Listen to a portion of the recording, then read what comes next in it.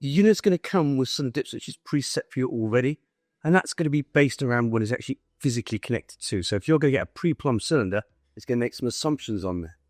So it's based on single heating zone with domestic hot water.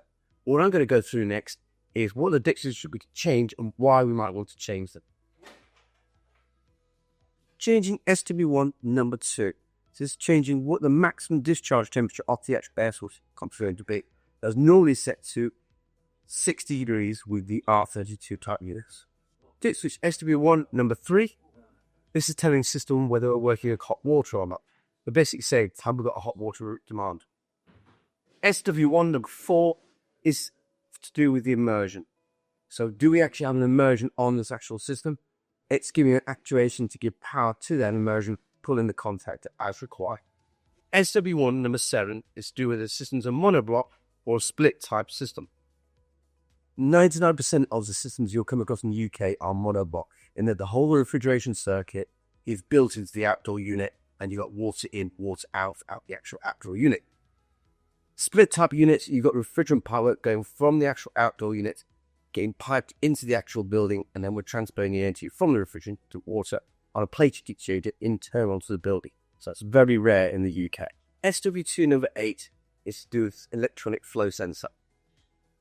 This is whether we're going to enable it or disable it. On the R32 units, we do need this enabled. So there might be times on glycons and things like that, made it give false readings. You may want to switch off for a short period of time just during that commissioning process. SW3 number 7 is to do whether the system's got an external plate or not. Because if we've got an external plate, I've obviously got pump 4, so we're forcing the water in and out of the actual cylinder. However, if we're connecting onto a third-party cylinder and we've got an internal coil, I haven't got a pump 4, so therefore we need to change that dip switch to suit. So to activate it, if we have got a plate heat exchanger, therefore activating power to pump 4, and then switch it off if we're working on a third-party cylinder where we rely on a coil. SW5 number 2 is to do with the auto adaptation, so just enabling that function. So SW1 number 8, this is going to give power to the wireless controller, so they're actually powering up the wireless receiver. So I'm basically enabling that part of the board and also changing some of the functionality in the background, so start looking for wireless control. SW2 number 1. This is what I'm going to decide we're actually going to use a third-party stat to actually control that external one rather than using a Mitsubishi control. So for example, we're going to go for a nice simple dial type thermostat on the wall, because a couple would like. This is where you actually enable that option to turn it into that on-off situation from a room stat. SW2 number 6 and 7, this is going to enable to have 2 zones at 2 different temperatures.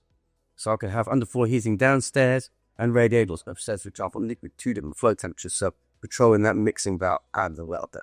And obviously the extra this is looking for when we enable those dip switches. SW3, number 1 is the on position, is going to enable for a second zone if we're running off a room stat. So you enable for the second zone and basically say, I now want to use a room stat third party one rather than Mitsubishi control. It's just enabling those options on the actual board. SW3 number 6 by itself is going to allow me to have 2 zones. So it's enabling the option for 2 zones, but they're both going to be running at the same temperature. So for example, I might have radiators upstairs and downstairs, and they're both going to be working at the same flow temperature. So no need for a mixing valve. SW4, the only time we're going to be playing about the SW4 is if we've got cascading systems. So we've got multiple Ecodan units working together. So we're telling it that situation how a master and a sub flow temperature control. So it's a little bit more specialized. So just be aware, if you see SW4 with setting put across in there, the only time that should be in place is if we're playing about with multiple Ecodan units working together onto a common system. So remember that these dip switches won't be enabled until the unit is powered off and powered back on again. So you changing it whilst the unit's live won't make the change. The only time it's going to make the change when the unit's powered off. And when I say power, leave it good 2 or 3 minutes, let that power discharge out of those capacitors in there. Once the lights have gone off, power it back up, that's when it's going to take in those dip switch changes.